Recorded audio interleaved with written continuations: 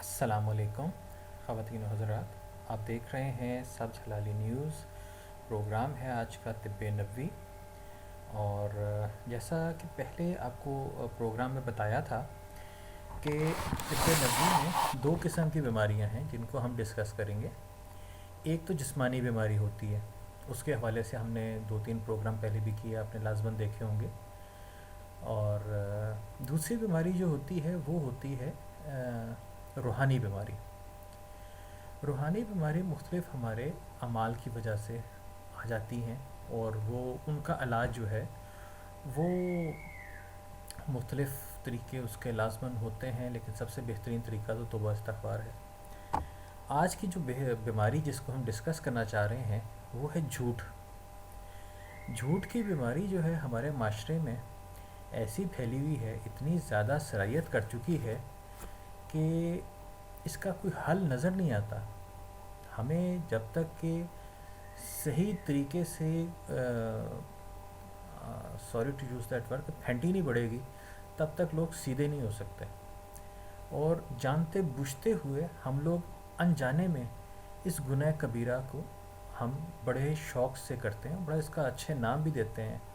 जुगतबाजी कहते हैं, हम कहते हैं जुगत लगाए, बड़ी ज़बरदस्त जी, बहुत ज़बरदस्त, देखो जी फिल्म दी कितना ज़बरदस्त काम कर रहा है। लेकिन ये झूठ जो है हम सिर्फ शुगलन ही बोल लें, किसी को हंसाने के लिए, किसी को खुश करने के लिए भी बोल लें, तो वो झूठ बहरहाल झूठ ही है।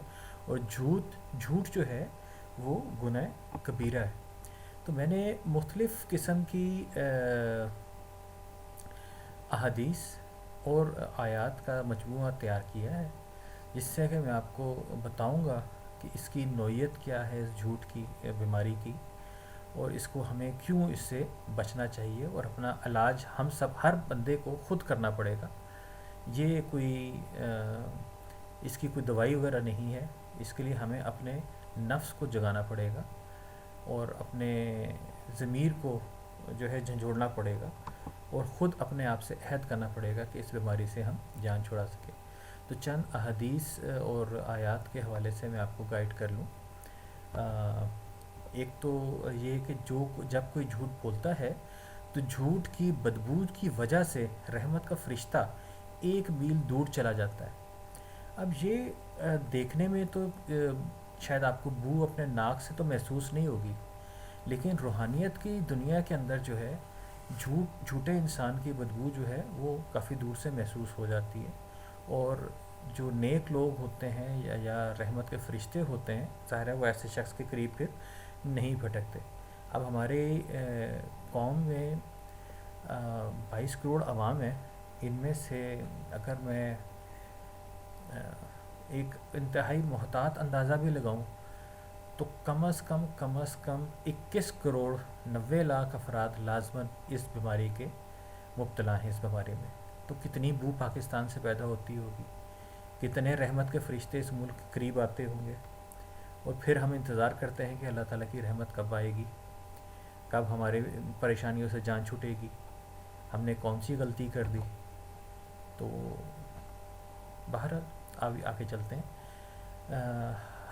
एक हदीस है कि हलाकत है उस शख्स के लिए जो लोगों को हंसाने के लिए झूठ बोले। हलाकत है उसके लिए, हलाकत है उसके लिए। यानी कि जो हम लोग लोगों को सिर्फ़ खुश करने के लिए, जब महज एक बात करने के लिए हम झूठ का सहारा ले लेते हैं, वो भी गुनाह कबीरा है, और हम उसके अंदर गुनाह काट रहे हैं। और सिर्फ़ क्या है कि किसी को हम थोड़ा सा हंसा लेंगे या किसी को थोड़ा सा इम्प्रेस कर लेंगे, दैट्स ऑल। लेकिन अपना कितना अमाल के अंदर कितने गुनाहों का इजाफ़ा करें। गुनाह सगीरा नहीं, गुनाह कबीरा का इजाफ़ा कर रहे हैं। लोगों को अंदाज़ा नहीं है कि झूठ जो है वो गुनाह कबीरा। बहुत से लोग ये बात सुनेंगे, वो भी उनको यकीन नहीं आ रहा होगा कि झूठ और गुनाह कबीरा है। गुनाह कबीरा के हवाले से तो उन्होंने सिर्फ़ बदफेली एक सोची होगी, ज़्यादती कह लें, या उन्होंने शराब के हवाले से सोचा होगा, या सूअर का गोश्त खाने के लिए सोचा होगा। ना तो किसी को एहसास है कि झूठ जो है गुनाह कबीरा है, ना किसी को सूद के हवाले से ख़्याल है कि ये भी गुनाह कबीरा है। बड़े आराम से क्रेडिट कार्ड बना के हम खूब घूम रहे होते हैं मार्केट में और शो मार रहे होते हैं कि जी हमारे पास इतनी लिमिट का कार्ड बन गया है, और وہ جو سود ہے انشاءاللہ اس پہ بھی ہم پروگرام کریں گے. وہ بھی ایک بیماری ہے اس معاشرے کی جس کو ختم کرنا چاہیے. اور وہ اللہ تعالیٰ نے اپنے رسول کے خلاف اس کی طرف سے اللہ اور اپنے رسول کی طرف سے اعلان جنگ کا اعلان کیا ہوا ہے. اور پچھلے 70 سال سے تو ہم اللہ تعالیٰ کے خلاف جنگ کی ہوئی ہے, اور پھر ہم کہتے ہیں ہم پہ ابھی تک رحمتیں کیوں نہیں برس رہی. ہم لوگ جو ہے ہر طرح کی پریشانیوں گھیرے گھیرے میں. بہرحال آج کا موضوع کیونکہ جھوٹ ہے تو ہم صرف ادھر تک ہی محدود رکھتے ہیں. اس کو جب سود کے اوپر پروگرام کریں گے تو اس پہ بات کریں گے. تو جس نے روزہ رکھ کر بھی بد زبانی اور جھوٹ نہ چھوڑا تو اللہ تعالیٰ کو اس کے کھانا پینا چھوڑ دینے کی کوئی ضرورت نہیں. ابھی رمضان گزرا ہے تو خود ہی سوچ لیں کہ کس کے کتنے روزے گزرے ہوں گے, آسانی کے ساتھ کتنے قبول ہوئے ہوں گے. ایک اور بڑی امپورٹنٹ حدیث ہے کہ آپ صلی اللہ علیہ وسلم نے فرمایا منافق کی علامتیں 3 ہیں. جب بات کرے جھوٹ بولے, جب وعدہ کرے تو اس کے خلاف کرے, جب اس کو امین بنایا جائے تو خیانت کرے. ایک تو یہ کنفرم کر دوں کہ یہ صحیح حدیث ہے, صحیح بخاری شریف سے لی گئی ہے. تو تھوڑی دیر کے لیے ذرا سوچیں کہ ہم لوگ بحیثیت قوم اور بحیثیت ایک انڈیویجول کے بھی ہم کہیں منافق تو نہیں ہیں. ہم اپنے ذہن میں سوچ کے بیٹھے ہیں کہ ہم بہت نیک مسلمان ہیں, ہم تو مومن کی معراج پتہ نہیں ہم نے چھو لی ہوگی, ہم اتنے نیک ہیں, ہم نے آج تک کسی کا دل نہیں دکھایا, ہم نے یہ نہیں کیا, ہم نے وہ نہیں کیا. لوگوں کو بڑے دعوے ہوتے ہیں, لیکن کیا ہم منافق تو نہیں؟ کیونکہ دنیا کے 180 ممالک کی لسٹ میں سے 126واں نمبر ہے ہمارا جھوٹ بولنے والے ممالک میں, سچے ممالک میں. یعنی کہ اتنا جھوٹ بولتے ہیں کہ ہم 126ویں نمبر پہ آ رہے ہیں. حالانکہ عمرہ کرنے میں, حج کرنے میں شاید دنیا میں کہ فرسٹ یا سیکنڈ پوزیشن, عمرے میں فرسٹ پوزیشن ہے اور حج پہ سیکنڈ پوزیشن ہے. لیکن جھوٹ کے اندر ہماری سچ بولنے میں ہمارا 126واں نمبر ہے. یہ کہ جھوٹ بولتے ہیں, جھوٹی قوم ہیں ہم لوگ. تو جھوٹی قوم ہونے کا مطلب یہ ہوا کہ ہم منافق بھی ہیں اس حدیث کی روشنی میں. بات کریں تو ہم جھوٹ بولیں, بالکل ایسا ہوتا ہے. جب وعدہ کریں تو اس کے خلاف کریں. وعدہ ہم اکثر کرتے رہتے ہیں اور بھول بھی جاتے ہیں, اور اس کو ہم کیئر بھی نہیں کرتے کہ ہم نے وعدہ کیا تھا. ہم کسی کو ٹائم دیتے ہیں کہ میں 6 بجے پہنچوں گا, تو ہم 6:30 پہنچتے ہیں. ہم اپنی طرف سے بڑا سمجھ رہے ہوتے ہیں کہ ہم نے بہت اچھے ٹائم پہ پہنچ گئے, کہ ہم نے صرف آدھا گھنٹہ لیٹ کیا ہے. حالانکہ جب آپ نے 6 کہا ہے تو 6 بجے ہونا چاہیے. 9 بجے کا ٹائم دیا تو 9 بجے پہنچنا چاہیے. آپ نے بہت سے آپ نے دیکھے ہوں گے لوگ اپنے دفاتر میں جاتے ہیں, دفتر کا ٹائم 9 سے 6 اگر ہے یا 9 سے 5 ہے, تو وہ آپ نے اگر وہ نہیں کیا تو آپ نے اپنے وعدے کی خلاف ورزی کی ہے, آپ نے وعدہ توڑا ہے. آپ نے وعدہ کیا اپنے اپائنٹمنٹ لیتے ہوئے کہ میں ٹائم پہ آیا کروں گا, ٹائم پہ جایا کروں گا. تو 9 بجے اگر آپ نے پہنچنا ہے, 9:10 پہ آ رہے ہیں, تو آپ وعدہ خلافی کر رہے ہیں, اور وہ منافق ہونے کی نشانی ہے. آپ نے اگر کسی بینک کی کوئی پیمنٹ کرنی ہے, ٹائم پہ کرنی ہے, کوئی قسطیں آپ نے دینی ہے, کسی سے آپ نے ادھار لیا اس کو واپس کرنا ہے, آپ نے ٹائم ایک طے کر لیا کہ اس ٹائم پہ واپس دینا ہے, اور آپ نہیں دیتے, تو وہ وعدہ خلافی ہے. اور اوبویسلی اگر وہ ایسا ہم کرتے ہیں, اور یہ آپ دیکھیں گے ہمارے معاشرے کے اندر یہ چیز بڑی عام ہے, تو یہ بھی منافق کی نشانی ہے. اور خیانت جو ہے وہ چلیں شاید اتنی زیادہ عام نہ ہو, لیکن جھوٹ اور وعدہ خلافی تو لازماً ہمارے پورے معاشرے میں بہت زیادہ پھیلی ہوئی ہے. ایک اور حدیث ہے, یہ بھی صحیح حدیث ہے, صحیح بخاری شریف سے ہی لی گئی ہے. رسول اللہ صلی اللہ علیہ وسلم نے فرمایا کہ 4 عادتیں جس کسی میں ہوں تو وہ خالص منافق ہے, اور جس کسی میں ان 4 میں سے ایک عادت ہو تو وہ بھی نفاق ہی ہے جب تک اسے نہ چھوڑ دے. وہ یہ ہیں, جب اسے امین بنایا جائے تو امانت میں خیانت کرے, جب وہ بات کرتے وقت جھوٹ بولے, اور جب کسی سے عہد کرے تو اسے پورا نہ کرے, اور جب کسی سے لڑے تو گالیوں پہ اتر آئے. اس حدیث کو شعبہ نے بھی سفیان کے ساتھ امیش سے روایت کیا ہے. کہنے کا مقصد یہ ہے کہ پچھلی حدیث میں بھی ہم نے دیکھا کہ جھوٹ بولنا جو ہے یہ منافق ہونے کی نشانی ہے. اس کے ساتھ امانت میں خیانت, وہ بھی امانت میں خیانت کے اندر ایک یہ بھی ہے کہ ہمارے پاس اگر کوئی بات بتائی جاتی ہے تو وہ ہمارے پاس امانت ہوتی ہے. کوئی راز ہمیں کوئی بتاتا ہے, کوئی بات ہمیں بتاتا ہے, تو اس کی امانت ہوتی ہے, اور اس کی اجازت کے بغیر اس کے آگے ہم ڈھنڈورا نہ پیٹیں. اور ہمارے ہاں تو یہ ایک شغل ہوتا ہے کہ ہم نے کسی کی کوئی بات پتہ چل جائے، کسی کی کوئی کمزوری پتہ چل جائے، کسی کی کوئی خرابی پتہ چل جائے تو اس کو پورے علاقے میں ہم پھیلانا اپنا فرض سمجھتے ہیں۔ یہ امانت میں خیانت ہی ہوتی ہے۔ کسی کی بات ہمیں پتہ چل گئی اور اس کو امین ہمیں بنایا گیا تو ہم نے اس میں خیانت کی اور اس کو آگے باہر نکال دیا۔ جھوٹ تو خیر ہمارے عام ہے معاشرے کے اندر۔ اور جب کوئی عہد کریں تو پورا نہ کریں، بالکل ہم عہد خلافی ہر وقت کرتے ہیں، ہر جگہ پہ کرتے ہیں۔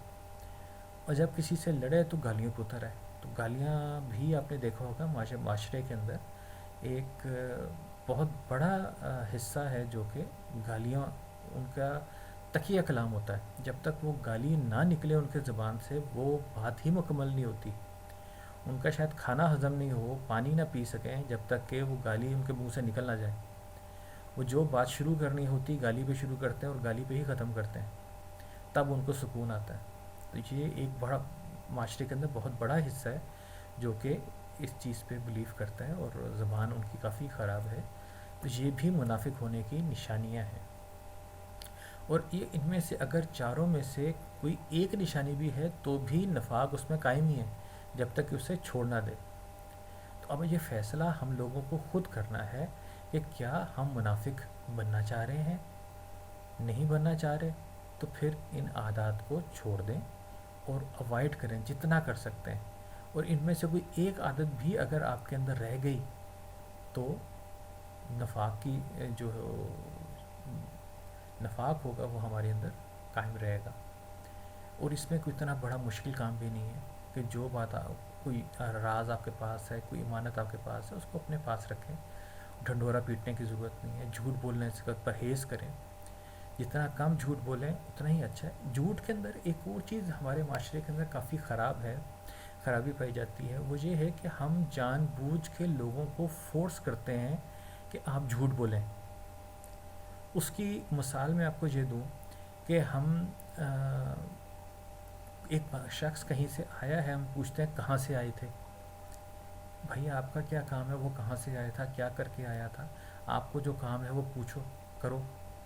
ہم یہ نہیں کسی دفتر میں جائیں تو ہم یہ نہیں پوچھتے کہ وہ صاحب کتنی دیر میں اپنی سیٹ پہ آ جائیں گے۔ ہم یہ پوچھتے ہیں وہ کدھر گئے ہیں۔ اب وہ کوئی چوری کرنے گیا ہے، کوئی ڈاکہ ڈالنے گیا ہے، کوئی اور کام کرنے گیا ہے، وہ آپ کو کیوں بتائے گا؟ لازماً وہ آپ کو جھوٹ بتائے گا۔ یا وہی اگر مثال دے، آج کل روزے گزرے ابھی، مثال کے طور پہ کوئی شخص جس نے روزہ نہیں رکھا، وہ چھپ کے کھانا کھا رہا ہے، کولیگس کو پتہ ہے کہ وہ اس کا کوئی بھی ایشو ہے، میڈیکل ایشو ہے، اس نے نہیں روزہ رکھا، وہ چھپ کے کھانا کھا رہا ہے۔ ہم جائیں گے دفتر، پوچھیں گے کدھر ہے جی؟ تو وہ کدھر ہے تو کیا بتائیں گے؟ جی وہ کھانا کھا رہا ہے۔ ظاہر ہے وہ جھوٹ بولیں گے، وہ کہیں گے جی یہیں کہیں ہے، بھی آ جاتا ہے۔ ہم خود جان بوجھ کے، یا کئی لوگ ہوتے ہیں ان کو تنخواہیں پوچھنے کا بڑا شوق ہوتا ہے، عمر پوچھنے کا شوق ہوتا ہے۔ اب وہ جو لوگ بتانا چاہیں بتا سکتے ہیں، جو نہیں بتانا چاہتے ظاہر ہے پھر وہ جھوٹ بتاتے ہیں، مجبور ہو جاتے ہیں۔ ہم جان بوجھ کے لوگوں سے سوال ایسے غلط کرتے ہیں کہ اس کا جواب لازماً ہمیں جھوٹ میں دینا پڑتا ہے۔ جس طرح کہ میں نے مثال دی کہ ہم کسی سے کہیں جاتے ہیں تو پوچھیں کہ بھائی آپ یا شخص جس کے بارے میں ہم جاننا چاہ رہے ہیں وہ کتنی دیر میں اپنی جگہ پہ موجود ہوگا، ہم کتنی دیر میں اس سے ملاقات کر سکتے ہیں، کتنی دیر میں اس سے بات کر سکتے ہیں۔ ہم پوچھتے ہیں وہ کدھر گیا ہے، کیا کر رہا ہے۔ تو یہ سوالات بھی ہمارے خراب ہیں۔ یہ نہیں کہ ہمارے جھوٹ بولنے کا کوئی شوق ہے بحیثیت قوم، ہم جھوٹ بلوانے کے لیے بھی لوگوں کو فورس کرتے ہیں، سوالات ایسے غلط کر دیتے ہیں۔ تو جھوٹ بولنا جو ہے چھوڑنا کوئی مشکل کام نہیں ہے، آسانی سے ہو سکتا ہے۔ عہد کو پورا کریں، ایسے بات کریں جو ہم پورا کر سکتے ہیں، جو نہیں کر سکتے اس کی کمٹمنٹ ہی نہ کریں۔ آپ نے کسی کو کہا ہے کہ میں ٹھیک 9 بجے پہنچ جاؤں گا تو پھر 9 بجے پہنچنا ہے، نہیں تو آپ سمپل بتائیں کہ میں کوشش کروں گا کہ 9 بجے کے قریب پہنچ جاؤں، تو وہاں پہ آپ وعدہ خلافی نہیں کر رہے۔ لیکن اگر آپ کسی کو کہتے ہیں کہ میں ایگزیکٹ آ جاؤں گا تو پھر ظاہر ہے وہاں اگر نہ پہنچ سکے تو وعدہ خلافی ہوگی۔ اسی طریقے سے شادی کا جو کارڈ ہوتے ہیں عام طور پہ جو ٹائم لکھا جاتا ہے اس وقت تو میزبان بھی نہیں پہنچتے، تو وہ ہم خود جو ہے لوگوں کو فورس کرتے ہیں کہ آپ وعدہ خلافی کریں کہ ہم نے اگر شادی کے اوپر ٹائم دیا ہے 7 بجے کا تو آپ 9 بجے آرام سے آئیں تو بھی وہ ٹائم صحیح ہوگا۔ تو ہم نے یہ خود وعدہ خلافی کے لیے لوگوں کو فورس کرتے ہیں، اسے جھوٹ بولنے کے لیے کرتے ہیں، وعدہ خلافی کے لیے بھی ہم فورس کرتے ہیں۔ گالیاں کا جہاں تک تعلق ہے تو یہ چھوڑنا تو بہت ہی آسان ہے، سمپل اوائڈ کر لیں یار، اس کے علاوہ بھی بات ہو سکتی ہے، بات سمجھائی جا سکتی ہے۔ گالیوں کی ضرورت اتنی زیادہ نہیں ہے جتنی کہ ہم لوگوں نے اپنا تقیہ کلام بنایا ہوا ہے۔ یہ صرف فوکس کرنے سے، کوشش کرنے سے ہم ان چاروں نشانیوں سے بچ سکتے ہیں، اور نفاق کی بیماری سے بچت ہو سکتی ہے ہماری، اور ہم منافق کی جگہ ایک مومن بن سکتے ہیں۔ اور وہ منافق جو ہے وہ ایکسپیکٹ نہ کرے کہ وہ اللہ تعالیٰ جو ہے اس کو کامیابی اور کامرانی دے گا اس دنیا میں، سرٹنلی آخرت کے اندر بھی اس کے لیے برا، سب سے بدترین درجہ جو ہے جہنم میں وہ منافق کے لیے۔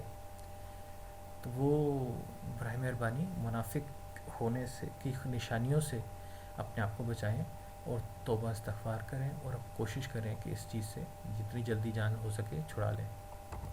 اس کے علاوہ ایک اور ہے کہ حضرت علی کرم اللہ وجہ کو یہ فرماتے ہوئے سنا کہ رسول اللہ صلی اللہ علیہ وآلہ وسلم نے فرمایا کہ مجھ پر جھوٹ مت بولو، کیونکہ جو مجھ پر جھوٹ باندھے وہ دوزخ میں داخل ہو۔ یعنی کہ یہ کئی لوگ کہتے ہیں جی مجھے رسول اللہ صلی اللہ علیہ وسلم جی خواب میں آئے، انہوں نے یہ فرمایا، وہ جھوٹ بول رہے ہوتے ہیں کئی۔ اول تو یہ کہ جی اس بارے میں حضور کے حوالے سے کبھی کوئی جھوٹ نہیں بولنا چاہیے، یا کوئی ایسی بات ان سے منسلک نہیں کرنی چاہیے جو انہوں نے نہیں کی۔ آپ نے کہیں کی کتاب میں کوئی چیز پڑھ لی ہے تو ریفرنس، جس طرح جہاں پہ حدیث کے ساتھ ریفرنس آپ کو مل رہا ہے کہ صحیح بخاری کے اندر حدیث نمبر 106، تو یہاں پہ تو ٹھیک ہے۔ اب ویسے اگر آپ کو کوئی چیز ملتی ہے تو اس کو شیئر مت کریں، یا ان سے ریلیٹ نہ کریں، کیونکہ وہ جھوٹ عام لوگوں پہ جھوٹ تہمت ماننا نہیں ہے، یہ جھوٹ بولنا جو ہے حضور صلی اللہ علیہ وسلم کے خلاف جو ہے وہ سیدھا دوزخ میں ہی داخل کرائے گا۔ اس کے علاوہ ہے کہ رسول اللہ صلی اللہ علیہ وسلم سے اپنی اولاد کا میرے نام کے اوپر نام رکھو، مگر میری کنیت اختیار نہ کرو۔ اور جس شخص نے مجھے خواب میں دیکھا تو بلا شبہ اس نے مجھے دیکھا، کیونکہ شیطان میری صورت میں نہیں آ سکتا، اور جو شخص مجھ پر جان بوجھ کر جھوٹ بولے وہ دوزخ میں اپنا ٹھکانہ تلاش کرے۔ تو ایک چیز تو یہ کنفرم ہے کہ اگر خواب میں حضور صلی اللہ علیہ وسلم کا دیدار نصیب ہو، جو کہ لازماً کوئی خوش قسمت انسان ہی ہوگا، تو وہ لازماً وہی ہوں گے، کوئی شیطان ان کی صورت میں نہیں آ سکتا۔ لیکن کوئی اگر ان کی حوالے سے کوئی بات، ریفرنس سے کوئی بات کوٹ کرنا چاہ رہا ہے، تو وہ جھوٹ بھولے گا تو وہ سیدھا جہنم میں ہی جائے گا۔ تو اس چیز کو اوائڈ کرنا چاہیے۔ یہ ویسے اب بہت کم لوگ کرتے ہیں، لیکن اچھا ہے کہ ہم جتنا اوائڈ کر سکیں۔ اگلی حدیث ہے، نبی کریم صلی اللہ علیہ وسلم نے فرمایا، بلا شبہ سچ آدمی کو نیکی کی طرف بلاتا ہے، اور نیکی جنت کی طرف لے جاتی ہے، اور ایک شخص سچ بولتا رہتا ہے یہاں تک کہ وہ صدیق کا لقب اور مرتبہ حاصل کر لیتا ہے۔ بلا شبہ جھوٹ برائی کی طرف لے جاتا ہے، اور برائی جہنم کی طرف لے جاتی ہے، اور ایک شخص جھوٹ بولتا رہتا ہے یہاں تک کہ وہ اللہ کے جہاں بہت جھوٹا لکھ دیا جاتا ہے۔ تو جتنی زیادہ ہم سچ بولیں گے تو صدیق تو خیر سب سے اعلیٰ مقام ہے، یہ کسی کو حاصل ہو جائے خوش قسمت ہوگا۔ تو سچ جتنا ہم بولتے رہیں اتنا ہی ہمارے لیے بہتر ہے۔ تو اگر ہم زیادہ سچ بولیں گے تو سچے کہلائیں گے، ہم جھوٹ بولیں گے تو جھوٹے کہلائیں گے، جھوٹ بولیں گے تو پھر قیامت کے دن سوچ لیں کیا جواب دینا ہے آپ نے۔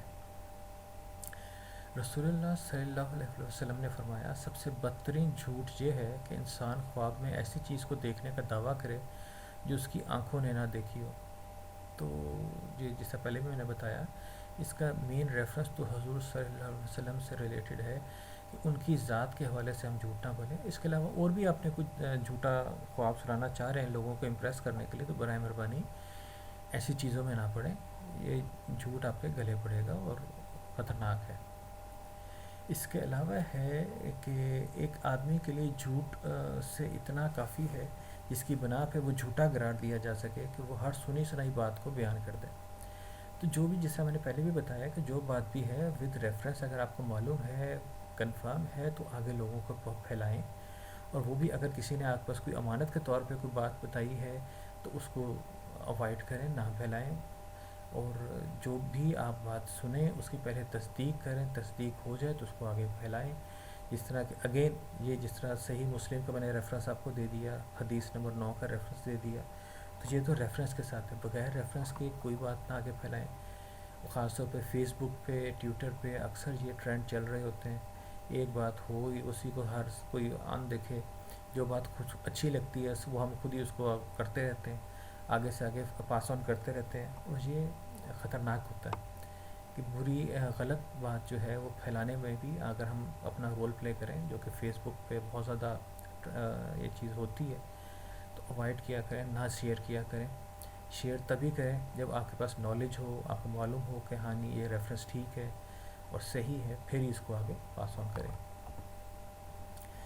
اس کے علاوہ جو ہے اگلی حدیث کچھ اس طرح سے ہے کہ نبی صلی اللہ علیہ وسلم سے کبیرہ گناہوں کے بارے میں خبر دی. آپ نے فرمایا اللہ کے ساتھ شرک کرنا یہ کبیرہ گناہ ہے، والدین کی نافرمانی کرنا یہ بھی کبیرہ گناہ ہے، اس پہ بھی انشاءاللہ ایک پروگرام کریں گے. اور اس کے بعد کسی جان کو ناحق قتل کرنا یہ بھی کبیرہ گناہ ہے. اور آج کا ٹاپک جھوٹ بولنا یہ بھی کبیرہ گناہ ہے. تو حضور صلی اللہ علیہ وآلہ وسلم سے سوال کیا گیا کہ کبیرہ گناہ کیا ہیں، تو اس کے جواب میں آپ نے یہ 4 گناہ بتائے جو کہ کبیرہ گناہ ہیں. تو یہ اپنی نالج کے اندر آپ کو یہ اضافہ کر لیں کہ شرک کرنا سب کو معلوم ہی ہے، اس کو بتانے کی ضرورت نہیں ہے کہ اللہ تعالیٰ کے ساتھ کسی کو شریک کرنا یہ گناہ کبیرہ ہے. والدین کی نافرمانی کرنا گناہ کبیرہ ہے. یہ بہت سے لوگ بھول چکے ہیں، ان کو معلوم ہونا چاہیے کہ والدین کی نافرمانی بھی گناہ کبیرہ کے زمرے میں آتی ہے. کسی کو قتل کرنا بالکل صحیح ہے، گناہ کبیرہ، یہ سب کو معلوم ہوگا. لیکن جو چیز ہم لوگوں کو معلوم نہیں ہے، جو ہم لوگ بھول چکے ہیں، وہ یہ ہے کہ جھوٹ بولنا یہ بھی گناہ کبیرہ ہے. اور اس ملک کے اندر یہ گناہ کبیرہ جو ہے ہر روز دن میں کئی مرتبہ ہم لوگ پوری قوم 22 کروڑ عوام جو ہے اس کو کرتی ہے، اس گناہ کو سرزد کرتی ہے، اور ہم استغفار توبہ بھی نہیں کرتے، اور ہم جانتے بھی نہیں ہیں کہ یہ گناہ کبیرہ ہے. مین مسئلہ یہ ہے ہمارا. رسول اللہ صلی اللہ علیہ وسلم سے نماز میں دعا کرتے تو یہ بھی کہتے اے اللہ میں گناہ میں قرض سے تیری پناہ مانگتا ہوں. اور کسی نے عرض کیا یا رسول اللہ صلی اللہ علیہ وسلم آپ قرض سے اتنی پناہ مانگتے ہیں؟ آپ صلی اللہ علیہ وآلہ وسلم نے جواب دیا کہ جب آدمی مقروض ہو جاتا ہے تو جھوٹ بولتا ہے اور وعدہ کر کے اس کی خلاف ورزی کرتا ہے. تو یہ دونوں بیسیکلی نفاق کی نشانیاں بھی ہیں، گناہ کبیرہ بھی ہے. تو قرضہ آپ اس وقت لیں جب آپ کے پاس واپس کرنے کی صلاحیت ہے، اور ادروائز اللہ تعالیٰ سے اس کی پناہ ہی مانگتے رہیں کہ قرض نہ لینا پڑے. آج کل جو ہے جی یہ سودی بینک ہے، یہ اسلامک بینک ہے، اسلامک بینک سے بے شک لے لیں، ٹھیک ہے آپ کی مجبوری ہے. سودی بینک کی طرف تو بالکل دیکھنا بھی نہیں، اس کی تو بو بھی نہیں سونگنی آپ نے. اسلامک بینک میں جائیں، وہاں سے بینکاری کریں اپنی، لیکن قرضہ صرف اس صورت میں لیں جب آپ کو بہت ضرورت ہو. شغلاً قرضہ بھی نہ لیں. قرضہ لیں گے تو کل کو پیمنٹ کرنے کے ٹائم پہ اگر کوئی پرابلم ہوئی تو کلیکشن ڈپارٹمنٹ جب آپ کالیں کرتا ہے تو آگے سے آپ کو مجبوراً اگر پیسے نہیں دے پاتے تو پھر آپ کو جھوٹ بولنا پڑتا ہے. وہ کہتے ہیں کب تک کر دیں گے ہم؟ جی کل کر دیں گے جی، آج پرسوں کر دیں گے جی. تو یہ جھوٹ ہی بول رہے ہوتے ہیں، اور جھوٹ جتنا اوائڈ کر سکیں بہتر ہے. اور جب اللہ کے رسول صلی اللہ علیہ وآلہ وسلم جو ہے پناہ مانگتے ہیں قرضے سے، تو ہمیں بھی اس سے بچنا چاہیے. یہ بینک والے تو ہمارے پیچھے پھرتے ہیں کہ یہ آپ فلانا قرضہ لے لیں، کریڈٹ کارڈ لے لیں، پرسنل لون لے لیں. سودی بینکوں سے تو بالکل بچیں. اگر آپ کو انتہائی ضرورت ہے تو اسلامک بینک کے پاس جائیں، لیکن وہ بھی صرف اس صورت میں جب آپ کو اور کچھ چوائس نہ ہو، آپ کے پاس کوئی اور طریقہ کار نہ ہو، پھر وہاں سے اپنی ضرورت قرض لے کے پوری کریں، اور جتنا جلدی ہو سکے اسے جان چھڑائیں. یہ ایک آیت ہے. ان کے دلوں میں روگ ہے، چنانچہ اللہ نے ان کے روگ میں اور اضافہ کر دیا ہے، اور ان کے لیے دردناک سزا تیار ہے کیونکہ وہ جھوٹ بولا کرتے تھے. اگلی آیت ہے اور وہ اپنے گناہوں کے بوجھ بھی ضرور اٹھائیں گے، اور اپنے بوجھ کے ساتھ کچھ اور بوجھ بھی. اور یہ لوگ جتنے جھوٹ گڑا کرتے تھے قیامت کے دن ان سے سب کی باز پرس ضرور کی جائے گی. تو بہت سے جھوٹ جو ہیں مجبوراً بولنے پڑ جاتے ہیں، لیکن اس سے کہیں زیادہ جھوٹ ہوتے ہیں جو ہم شغلاً بول لیتے ہیں یا انجانے میں بول لیتے ہیں، ہمیں معلوم ہی نہیں ہوتا کہ ہم جھوٹ بول رہے ہیں۔ ان سے کم از کم جان جتنی ہم چھڑا سکیں چھڑا لیں۔ اور دوسرا جو ہم لوگوں کو خوش کرنے کے لیے، کبھی کبھار کہکا لگوانے کے لیے، لوگوں کو مسکراہٹ بکھیرنے کے لیے ہم کہتے ہیں ہم بڑا نیک کام کر رہے ہیں، حالانکہ چگتے وغیرہ جو لوگ کر رہے ہوتے ہیں، یہ جھوٹ جو ہے وہ اس کی باس پرس ہوگی قیامت کے دن۔ یہ آیت جو ہے یہ حدیث نہیں، یہ آیت ہے، اور یہ کلیئر کٹ بتا رہی ہے کہ جھوٹ جتنے بھی ہیں، اس میں ذکر نہیں کیا گیا کہ مجبوراً جھوٹ جو بولیں یا شغلاً جھوٹ بولیں، سارے جھوٹوں کی باس پرس کی جائے گی۔ اور ہم لوگوں کو صرف ہنسانے کے لیے جھوٹ بول لیتے ہیں، صرف کہکا لگانے کے لیے جھوٹ بول لیتے ہیں، یا مجبوراً بھی جھوٹ بول لیتے ہیں، تو وہ ان سب کی باس پرس کی جائے گی۔ جو مجبوراً بولنے پڑے اس کے لیے تو شاید آپ اس وقت کوئی جواب دے پائیں قیامت کے دن، لیکن باقی جھوٹوں کے لیے آپ پاس کوئی لاجک نہیں ہوگی، کوئی اپنے بچاؤ کے لیے ایکسپلینیشن نہیں ہوگی اللہ تعالیٰ کے سامنے، وہاں پہ کچھ چیز چھپا بھی نہیں سکتے۔ تو یہ صورت کا اپنے آیت جو آپ نے دیکھی، اس کو اپنے ذہن میں رکھیں ہر وقت جب بھی آپ کو جھوٹ بولنے کا شوق پیدا ہو۔ اگلی آیت ہے، نتیجہ یہ ہے کہ اللہ نے سزا کے طور پر نفاق ان کے دلوں میں اس طرح اس دن تک کے لیے جما دیا ہے جس دن وہ اللہ سے جا کر ملیں گے، کیونکہ انہوں نے اللہ سے جو وعدہ کیا تھا اس کی خلاف ورزی کی، اور کیونکہ وہ جھوٹ بولا کرتے تھے۔ تو نفاق کا تو پہلے بھی آپ کو حدیث کا بھی بتا چکا ہوں کہ اس کی ایک نشانی جھوٹ بولنا بھی ہے، 4 نشانیاں تھیں، لیکن ایک نشانی جھوٹ بولنا ہے، تو برائے مہربانی اس سے بچیں۔ قیامت کے دن اس کی باس پرس ہوگی، اور یہ آیتیں میں آپ کو بتا رہا ہوں، قرآن کی آیتیں بتا رہا ہوں، حدیثیں نہیں ہیں، قرآن کی آیات ہیں، تو یہ باس پرس ہوگی۔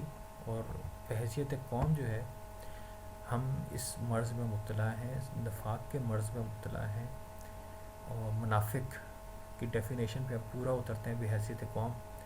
پھر ہم اپنے آپ کو مسلمان بھی کہتے ہیں، مسلمان ملک بھی کہتے ہیں۔ اس ملک کا ہم نے سب سے بڑا جھوٹ تو دھوکہ دہی ہم نے اللہ تعالیٰ کے ساتھ اس ملک بنا کے کیا، کہ ہم نے ملک بنایا لا الہ الا اللہ، پاکستان کا مطلب کیا، لا الہ الا اللہ۔ اور سب سے بڑا جھوٹ ہم نے یہ بولا کہ ہم نے یہاں پہ جمہوریت نافذ کر دی۔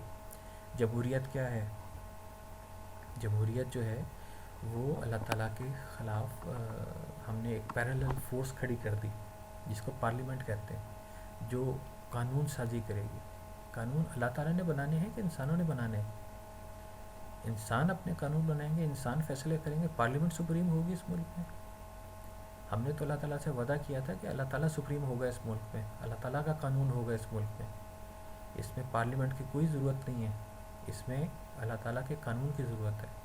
ہم نے اللہ تعالیٰ سے وعدہ یہ کیا تھا کہ ہمیں ملک دے، ہم وہاں پہ تیرا نظام لے کر آئیں گے، لیکن پچھلے 70 سال کے اندر آرٹیکل 2A ہم نے بے شک بنا لیا، اور نعرے تقریریں ہم نے بڑی کر لی، لیکن 70 سال کے اندر ہم نے اس کو نافذ نہیں کیا۔ ابھی بھی پارلیمنٹ سپریم ہے، پارلیمنٹ سپریم ہے، سارے شور مچا رہے ہوتے ہیں۔ اصل میں اللہ تعالیٰ سپریم ہے، اللہ تعالیٰ کا قانون سپریم ہے، ہمیں کسی پارلیمنٹ کی ضرورت نہیں ہے۔ ہمارے پاس تمام قوانین موجود ہیں جو اللہ تعالیٰ نے ہمیں زندگی گزارنے کے لیے دیے ہیں، ہم اس کی بیس پہ کام کر سکتے ہیں۔ ہم اس کی بیس پہ، طالبان نے افغانستان میں یہ عمل کر کے دکھایا تھا، اور ہمیں بتایا تھا کہ وہ کمزور ترین اور غریب ترین قوم تھی، انہوں نے پوری دنیا کے اندر امن قائم کر کے دکھایا، اس ایسی جگہ پہ جہاں پہ آج تک کوئی امن نہیں قائم کر سکا، وہ صرف کہ اللہ تعالیٰ کے قانون پہ عمل کیا تھا۔ ہم 70 سال سے کوشش، نعرے تو بہت لگا رہے، جذبات بھی بہت ہیں، لیکن سچی بات تو یہ ہے کہ ہمارے اندر پوری نشانیاں ہیں ایک منافق ہونے کی۔ اول تو ہم ان نشانیوں سے جان چھڑائیں، تو انشاءاللہ یہاں پہ بھی ہم نفاق ختم کریں گے اور اسلامی نظام اس ملک میں نافذ کریں گے، تبھی ہمارا کچھ بن سکتا ہے۔ تو اس ویڈیو کا اختتام اسی بات پہ کرتے ہیں کہ استغفار کیا کریں، اور کوشش کریں کہ ہم جان بوجھ کے اس گناہ کا ارتکاب نہ کریں۔ منافق کی جو 4 نشانی ہے اس سے اپنے آپ کو بچائیں۔ ہم ہر انڈیویجول اپنے آپ کو بچائے گا تو بحیثیت قوم ہم دنیا کے 126 کی جگہ پہلے یا دوسرے نمبر پہ آئیں گے، اور وہی ہماری معراج ہوگی۔ وہیں پہ جا کے کچھ اللہ تعالیٰ کو بھی ہم پسند آئیں گے، اور پھر اللہ تعالیٰ کی رحمت کا نزول ہوگا۔ اگر ہم جھوٹ بولتے رہیں گے اور منافق بنے رہیں گے، پھر ہم کہیں کہ اللہ تعالیٰ کی نصرت نازل ہو، اللہ تعالیٰ کے فرشتے نازل ہوں، تو اتنے بدبودار ماحول کے اندر تو میرا نہیں خیال کہ فرشتے رحمت کے یہاں نازل ہو۔ استغفار کیجیے، جتنا استغفار کر سکتے ہیں اتنا ہمارے لیے بھی، پورے قوم کے لیے بھی بہتر ہے۔ وما علینا الا البلاغ۔ آپ سب لوگ کا شکریہ۔